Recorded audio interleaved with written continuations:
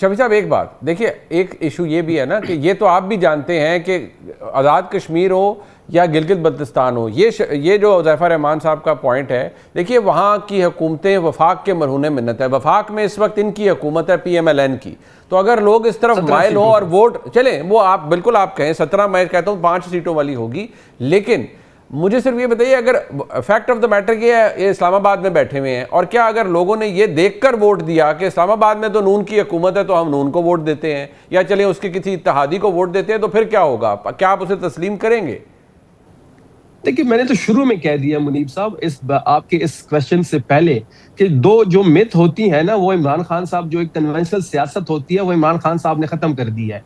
अब गिलगित बल्तिस्तान का इलेक्शन हो या फिर आजाद कश्मीर का इलेक्शन हो, फेडरल में हुकूमत किसी की भी हो, 90% पाकिस्तानी इमरान खान साहब से जुड़ा हुआ है। 3 साल से इमरान खान साहब की तस्वीर किसी ने नहीं देखी, आवाज किसी ने नहीं सुनी, पार्टी से निशान छीना गया, जिससे हम अलायंस करते हैं और वो पार्टी भी कैंसिल हो जाती है। फिर हमारे रहनुमाओं की गिरफ्तारी भी आपके सामने, जो हरबा इन्होंने इस्तेमाल करना है इस्तेमाल कर लें। अवाम फैसला कर बैठी है। 7 जून को गिलगित बल्तिस्तान में तहरीक इंसाफ को वोट पड़ेगा। हमने उस वोट का तहफ़्फ़ुज़ करना है, उसकी हिफाजत करनी है। बाकी लोग जो है वो अपने पार्ट से तमाम तर जिम्मेदारियां खुद से निभाएंगे, क्योंकि इमरान खान उनकी जिद है। अगर आपके तवक्कुआत के बरक्स नतीजा हुआ, माजरत के साथ ये तल्ख बात है, आज तक आप अपना, जहां आपकी हुकूमत है, बहुत ताकतवर हुकूमत है खैबर पख्तूनख्वा में, आपने कभी उसको बंद नहीं किया, तो आप GB को कैसे बंद कर देंगे? रास्ते कैसे बंद कर देंगे? कैसे वहां पर प्रोटेस्ट करेंगे जब तक आप अपने सूबे को बंद नहीं करते? इतने मुनीब साहब, जब मेरा इलेक्शन था,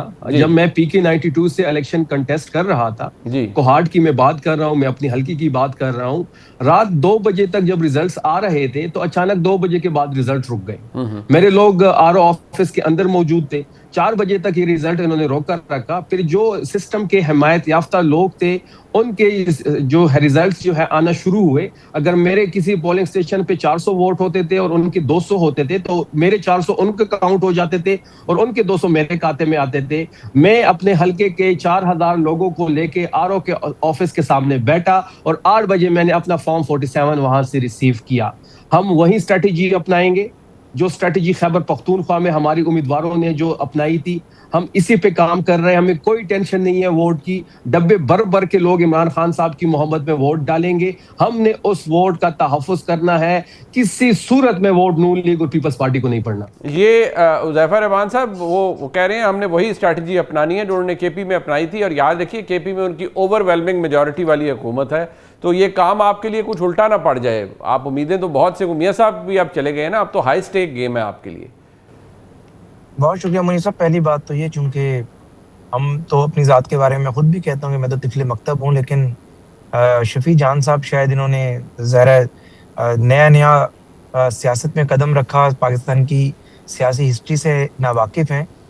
एक्चुअली ये सिर्फ पाकिस्तान की सियासत नहीं, दुनिया में जहाँ भी उठा के देख लें, जब कोई जमात हुकूमत में हो और वो अपने सुप्रीम लीडर को बेचती है, तो वो तभी बेचती है जब उसके पास अदाद-ओ-शुमार और सर्वेज आ चुके होते हैं कि हम ऑलरेडी जीतने जा रहे हैं और सुप्रीम लीडर के जाने से मजीद वेव हमारे हक में हो जाएगी।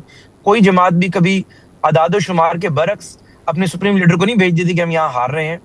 और अगर तो हमारा और इनका मार्जिन ये हुआ कि हमारे पास 20 सीटें हुई और इनके पास 10-12 सीटें हुई, तो हम मान लेंगे कि इनके साथ 3-4-5 सीटों में धांधली हो गई, 8 सीटों में धांधली हो गई। अगर इनके पास सीटें ही 1-2 ही, तब इनके पास क्या दलील होगी? दूसरी बात, आपने बड़ा प्यारा सवाल किया था कि आपने KPK को तो आपने बंद करते नहीं है। आप लोग बंद करते नहीं, बंद कर सकते नहीं है, कैपेसिटी नहीं है। वो ज़ाहिर भाई है मेरे, जो मर्जी दावा कर दें। पंजाब के अंदर भी अगर ये अक्सर कहते हैं कि जी इनकलाब आ जाएगा, स्ट्रीट पावर हमारे पास मौजूद है। बात यह है कि जिसके पास मकबूलियत होती है उसको ना कर्फ्यू रोक सकते हैं, ना उसको दफा 144 रोक सकती है। वो कर्फ्यू को भी तोड़ देते हैं, दफा 144 को भी रोक देते हैं और अपनी मकबूलियत को स्टेब्लिश कर देता है। बात यह है कि बार बार NOCs की बात करते हैं, ये चाहते हैं कि हम मंजूर नजर बन जाएं। इनके अपने सोशल मीडिया अकाउंट्स पिछले 4 दिन से 5 दिन से एक ही खबरें चला रहे हैं कि हमारी कोई दरपर्दा बातचीत चल रही है। उनको क्या पता कि मंजूर नजर आप हैं? नहीं चल रही उनको नहीं उनको मैं तरदीद करता हूं। सर मुझे बात करें, आप तरदीद इसलिए कर रहे हैं कि चूंकि मैंने अगली बात ये कर देनी थी कि आपका पूरा नजरिया आपके लीडर का इस बात पर नहीं है कि इदारे सियासत में मुदाखलत क्यों करते हैं, इस बात पर है कि इदारे अब मेरे हक में क्यों मुदाखलत नहीं कर रहे। तो गुजारिश ये है कि बिल्कुल जो बिल्कुल आपका देखें मियां नवाज शरीफ आप अपना 100 दफा भी अपने लीडर को फिर आपने किस चीज 100 दफा भी आपने लीडर को ले आए। मैं मियां नवाज शरीफ के मैं बाकी कोई तारीफें नहीं करूंगा। मियां नवाज शरीफ जहां जाते हैं उसके तरक्याती काम बोलते हैं।